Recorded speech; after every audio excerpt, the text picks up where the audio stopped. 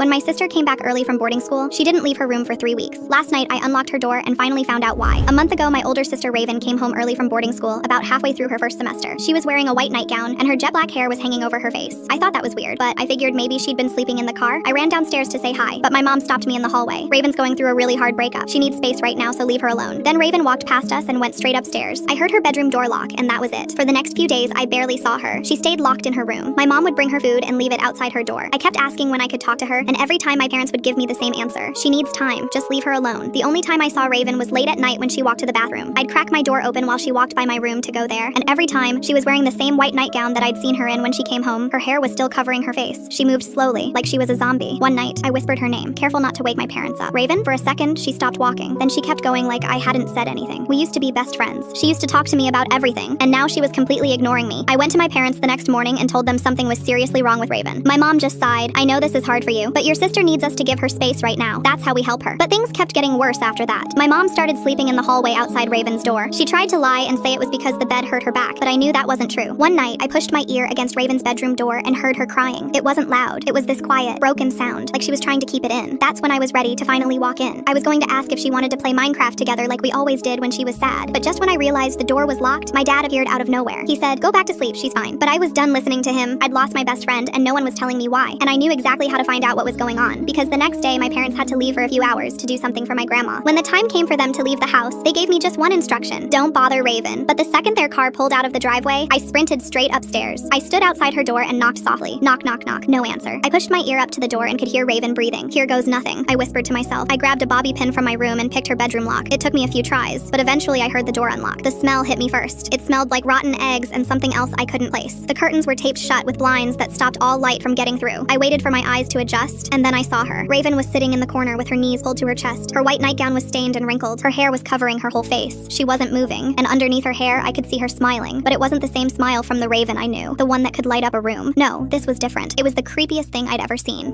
Hey, I stammered, trying to walk closer to her. Hi, she responded, and somehow her smile widened even more. But somehow none of that was even the craziest part, because that's when I started to look around her room. There were hundreds of printed screenshots taped everywhere. All of the messages that she'd received from people in her boarding school, they were horrible. People calling her disgusting, telling her to disappear, saying they sent the photos they'd taken of her in the bathroom when she thought she was safe to everyone. I turned back to Raven, and she was looking at me now. Suddenly, she began to rock back and forth, even making the floorboards creak. Her voice came out quiet and cracked. They're still sending them, every day. I can't make it stop. I heard my parents come home and immediately ran out of her room. I haven't been inside since.